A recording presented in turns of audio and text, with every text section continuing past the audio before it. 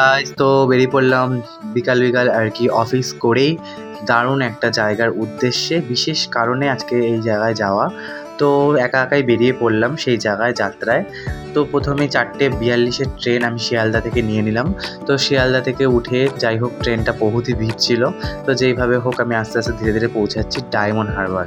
তো ডায়মন্ড হারবার আমি কখনো যাইনি একা, তো এটা আমার ফার্স্ট টাইম আমি একা একা যাচ্ছি।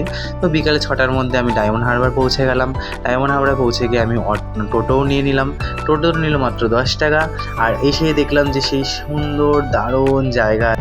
গাইস, তো এখন হচ্ছে তোমাদেরকে আমি রুম ট্যুরটা দিয়ে দিই। রুমটা আর কি দারুণ হয়েছে, দারুণ মানে দারুণ। তো তোমাদেরকে আমি দেখাচ্ছি আর কি কেমন কী সব হলো, আর কি কেমন কী হোটেলটা নেওয়া হলো, তো দেখাচ্ছি। তো প্রথমে বলে রাখি, তো প্রথমে আমি এসে আর কি সাগরিকা হোটেলে আর কি চেক ইন করে নিলাম। সাগরিকা হোটেলে আর কি হোটেল নিয়েছিলাম। তো সেখানে দারুণ রুম, দারুণ সেই অ্যাটমসফিয়ার, তোমরা দেখতেই পাচ্ছ কি সুন্দর রুম। তো ঢুকে জাস্ট দারুণ লাগলো আর কি। এখানে সব ব্যাগপত্র সব রেখেছি আমার, এখানে টেবিলের মধ্যে ভরা, দেখতেই পাচ্ছ সব কিছু রয়েছে। এখানে মেনু কার্ডও রয়েছে, ঘর থেকে কিছু খাবার অর্ডার করলে অর্ডার করতেই পারো। আর রুমটা সত্যি খুব সুন্দর ছিল, ঠিক আছে। এই মিরারটা আমার খুব খুব খুব ফেভারিট, মানে আমার খুব দারুণ লেগেছে আর কি মিরারটা। আর হোটেলটাও সত্যি খুব বড়, খুব ভালো, মানে একদম নিস্তব্ধ, শান্ত, নিরিবিলি, একদম একদম আলাদাই ব্যাপার। এখানে কফি বা চা করার জায়গা তো ব্যাপারটা ছিল, কিন্তু আমি তো ওইসব খাই না, তো তাই জন্য কিছুই আর করা হয়নি, ওটা রয়েই গেছিলো আর কি। তো এইভাবেই আর কি সুন্দর একটা ব্যালকনি আছে সঙ্গে অ্যাটাচ।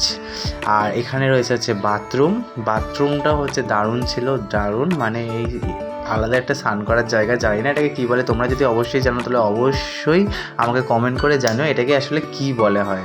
বাট সুন্দর, আমি জানি এটা সেপারেশন করা থাকে যে স্নান করার জন্য। তো এইভাবে এটা হচ্ছে আমাদের মানে হোটেলের নিচের রেস্টুরেন্ট আর কি। তো রেস্টুরেন্ট ছিল বেশ সুন্দর। তো যেহেতু রাত হয়ে গেছিলো, মানে 6টা অলরেডি বেজে গেছিলো, তাই জন্য প্রথমেই আর কি 8টার মধ্যে একটুখানি রেস্ট করে 8টার মধ্যে আর কি ডিনারটা সেরে ফেললাম। ডিনারটা গিয়ে ডিনারে নিয়েছিলাম হচ্ছে ভেটকি মাছ, হ্যাঁ ভেটকি মাছের কালিয়া, আর হচ্ছে সুন্দর একদম ডাল, পাতলা ডাল, আর হচ্ছে চিপস। এই ছিল হচ্ছে ডিনারে, মানে খেয়ে একদম মজাই চলে আসলো। ভেটকি মাছটার গাইস তো কোনো কথাই হবে না, ভেটকি মাছটা সত্যি খুব খুব দারুণ ছিল, তোমরা দেখে বুঝতেই পারছো। তো এইভাবেই আমরা আস্তে আস্তে খাওয়া দাওয়া কমপ্লিট করে এবার তাড়াতাড়ি করে আর কি বেরাচ্ছি, কারণ রাত্রিবেলা হোটেলে ফিরতে অনেক দেরি হয়ে যায় আমার। কারণ এখানে এসছি হচ্ছে এখানকার বিখ্যাত হরিণডাঙার হচ্ছে মা রক্ষাকালীর পুজো দেখার জন্য।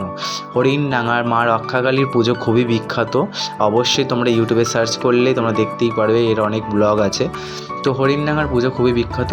তো গাইস, হোটেল থেকে একটা টোটো নিয়ে 10 টাকা নিল মাত্র, তো নিয়েই পৌঁছে গেলাম মায়ের মণ্ডপে। তখন গিয়ে দেখলাম যে মা এখনও উপস্থিত হয়নি, মাকে এখনও আনা হয়নি, বেদি সাজানো কমপ্লিট। এই দেখতে পাচ্ছ এটা বিভিন্ন গ্রাম, বিভিন্ন জায়গা থেকে সব এখানে পুজো আসে মায়ের, বড় বড় করে সব এই যে হাঁড়ি ঠাড়ি করে, এই যে ঝুড়িমুড়ি করে মায়ের পুজো আসে, মায়ের ডালা আসে।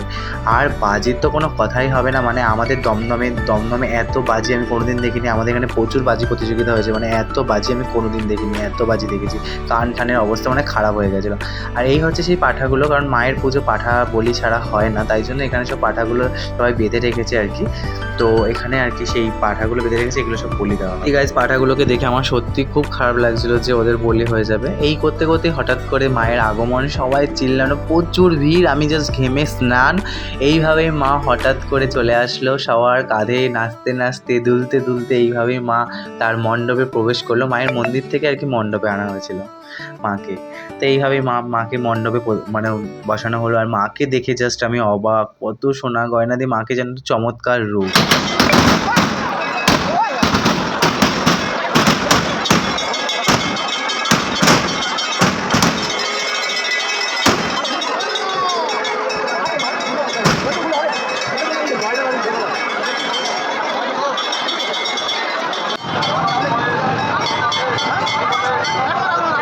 সো এইবার যেই মা মণ্ডপে আর কি ঢুকে গেল, তারপরে আরও শুরু হলো বাজি ফাটানো, মানে একদিকে গান, একদিকে ঢাক বাজছে, ঢোল বাজছে, ডিজে হচ্ছে, বাজি বাজছে, মানে কান আর কান নেই, কিন্তু মানুষেরও কমতি নেই। মানুষ চারিদিকেই মানুষ, মানুষ এদিকে রয়েছে ওদিকে রয়েছে, সবাই মায়ের একটুখানি রূপ, মায়ের পুজো দেখার জন্য সবাই কত দূর দূরান্ত থেকে এসেছে, শুধুমাত্র এপার ওপার গ্রামের না, অনেকে।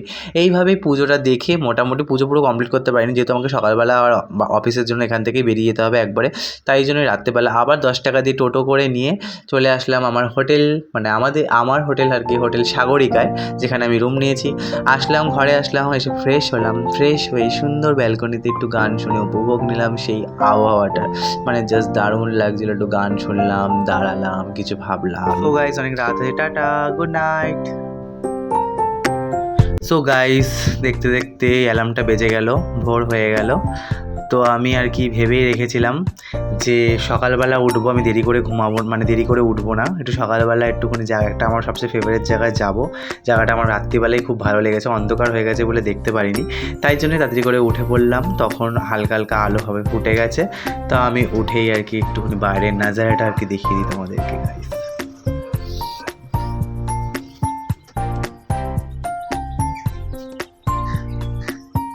সবেমাত্র সূর্য উঠেছে, মানে চারিদিকটাই পুরো একদম নিস্তব্ধ, আর একটা আলাদাই ব্যাপার, চারিদিকে পাখি ডাকছে, সত্যি মনটা খুব ভালো লাগছে।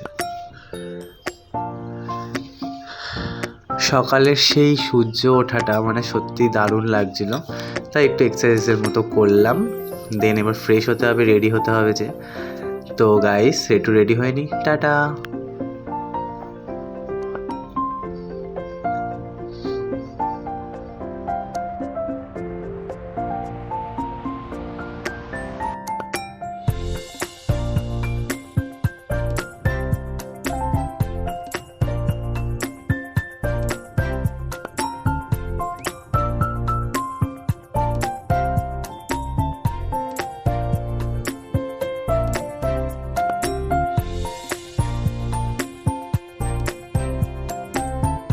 তো গাইস, ফ্রেশ আমার হয়ে গেছে, ঘরটা তালা দিয়ে নিলাম, নিয়ে একটু ভাবলাম যে না, এবার আমার ফেভারিট জায়গাটা একটু যাই, যেটা রাত্রিবেলায় প্ল্যান করে রেখেছিলাম যে ওখানে যাব।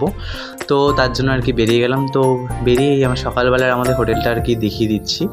সকালবেলা হোটেলটা ভিউ এই যে, একটা টানা এখানে লম্বা একটা বারান্দা আছে, যেখান দিয়ে আর কি পুরো ওই নদীটা আর কি দেখা যায়। তো যাই হোক, এখন নিচে যাওয়ার পালা। হোটেলটা একটা জিনিস ভালো, হোটেল সাগরিকা তোমরা সার্চ করলেই বুঝতে পারবে, একদম শান্ত, ঠান্ডা, নিরিবিলি।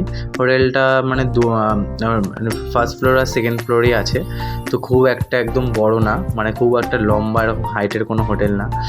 তো এই যে দেখতে পাচ্ছ, হোটেলটার পিছনে আবার একটা সুন্দর পুকুর আছে, যেটাতে সুন্দর তোমাদের দেখালাম কিছুক্ষণ আগে, যে কত সুন্দর ব্যালকনি থেকে মনে হচ্ছিল।